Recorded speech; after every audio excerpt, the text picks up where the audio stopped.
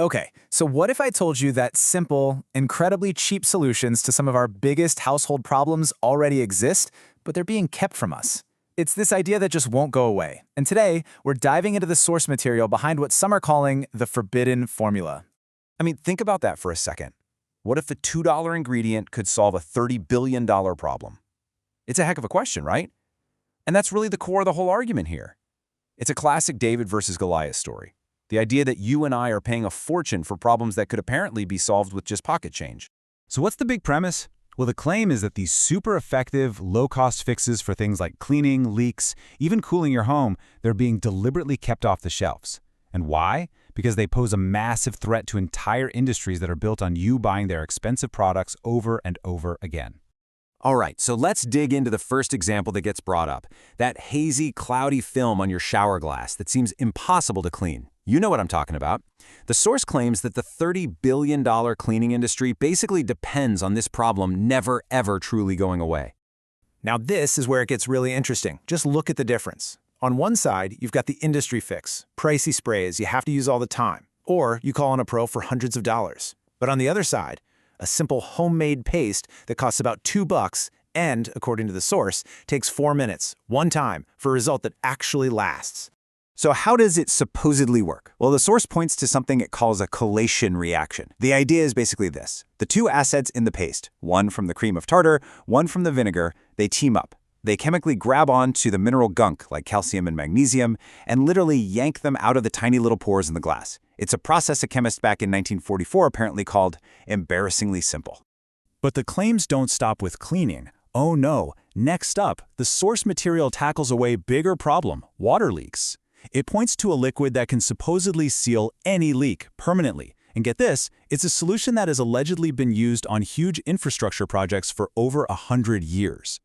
And this comparison really tells the story.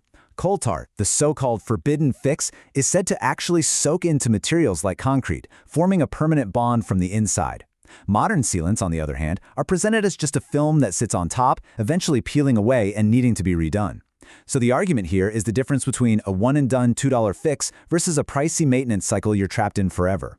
The source even claims it was banned for home use, not because it's unsafe for that, but because it just works too well. Okay, so we've covered cleaning and we've covered leaks. Now for what has to be the most wild claim of all. What if you could basically replace your entire air conditioning unit with a simple, cheap powder that's been around for thousands of years? 98.1%. That number is everything. It's the percentage of sunlight that a formula, very similar to the one described in the source, which was developed at Purdue University, can reflect.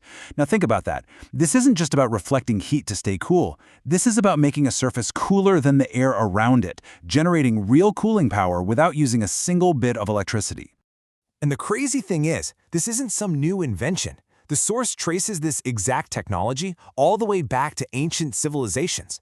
You had the Minoans using it back in 1500 BC, all the way up to modern labs at Berkeley and Purdue confirming its power.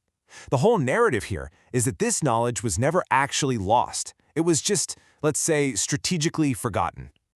So that brings us to the big question, right? If these solutions are so amazing, why aren't they everywhere? Well, this slide presents the source's one-word answer: money. We're talking about industries with combined revenues in the hundreds of billions of dollars. A simple, permanent solution you can't patent is a direct threat to that entire business model.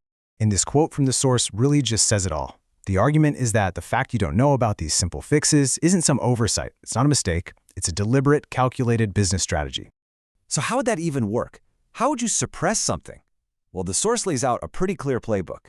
First, you can't patent something like vinegar or limestone, so there's no way to make a ton of money. In fact, it's the opposite. It kills repeat business. So, the claim goes, industries then lobby to get these things restricted, using regulations or even your local HOA rules to steer you right back to their expensive stuff. Okay, so what can you actually do with all this? Well, the source material doesn't just raise questions. It gives you the answers, laid out as these really simple, actionable steps. For each big problem, there's a corresponding forbidden recipe. It's all about turning this supposedly hidden knowledge into a practical, step-by-step guide. So as we wrap this up, the main takeaway from the source material is pretty crystal clear. This isn't about some brand new scientific discovery. It's about uncovering something old, something simple, something effective that was supposedly pushed aside. And according to this whole narrative, it was buried on purpose, all for the sake of profit. And that kind of leaves us with one last big question. If the claims we've looked at are true, if solutions this simple for problems this big were really buried, it makes you wonder, doesn't it?